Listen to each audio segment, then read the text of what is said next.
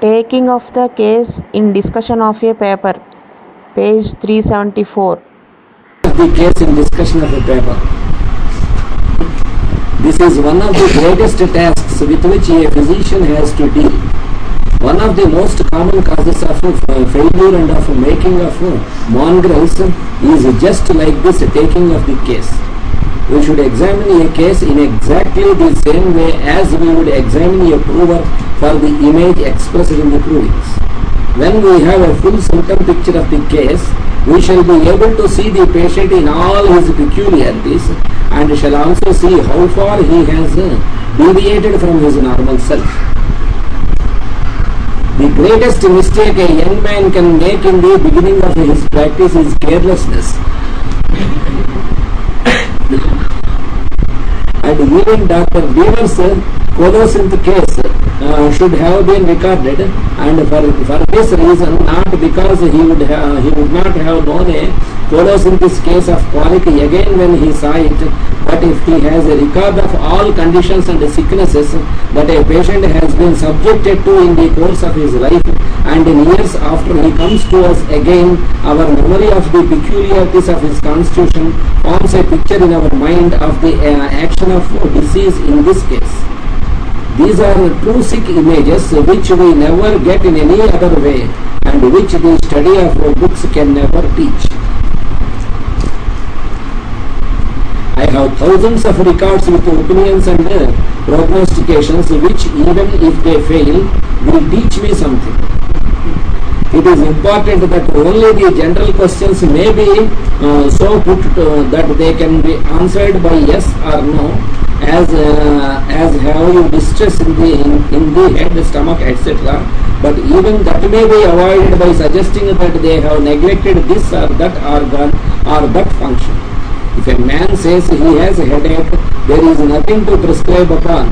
You do not care for that. But when he says with this or that modality, then you have a symptom to record. Questions must be so framed as to bring out explanations. Many patients will return to us with the question, Doctor, what did you expect after that medicine? It is an easy matter to ask what they have observed, and when you have learned, of course, you expected it. Many patients ask for a diagnosis, for your opinion as to what is the matter with them. The answer, of course, will be, you have told me all your deviations from health, all the disturbances of which you are aware. Yes. Well, this record is what is the matter with you. నా diagnosis ఏంటి, నాతో ఏంటి problem, నా matter ఏంటంటే నువ్వన్నీ నువ్వేగా చెప్పావు, ఇదే నీ మ్యాటర్ అని చెప్తుంటారు. The structural changes, of course, will be noted and told them if advisable, but they are always a result of sickness and not the true image of disease. In phthisis, granular disease of the kidneys, etc., you see such results, but not the image of the sickness, therefore not the symptoms of for prescription. Anyone never discouraged the study of pathology, anatomy or the sciences, but constantly holds up to the images of the sickness that leads to the results, and advises us not to make the mistake of prescribing upon other than symptoms. No man can ever become great who has not the ability to see this nature of the disease and the sickness around him. I consider myself the center around which my patients move in their orbits, in their circle of which are very near to me indeed. These are the most intelligent, the most appreciative, the most teachable of our great truths, and the dearest of all with whom I have to deal. I am their trusted friend. They love me and I love them. We enjoy each other. Outside of this is another circle, still a little farther removed, a little less intelligent, from whom I can do a little less. Back still farther is another, and another still another, until the outer circle, that of ignorance, is reached, from which I can do less than for all the best, but even now more than the old school. better than any other method.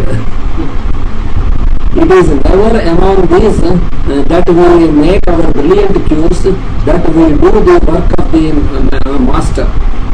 It is in the inner circle nearest to our own intelligence in which these great things are done. I tell you, gentlemen, with the practice of homeopathy such as we are aiming at, we have the power to change the whole moral nature of the man, to relieve and give control of passions, to prevent the development of evil in the young, and to restore the diseased nature of comparative health. One more point and I have done.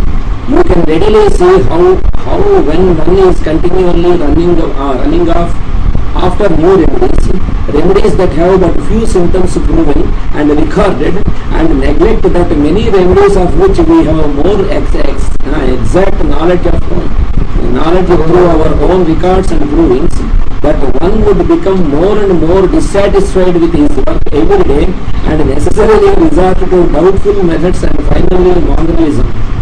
So beg your young men to take their cases carefully and record their progress consciously, and in time they will become what all this striving to be master prescribers.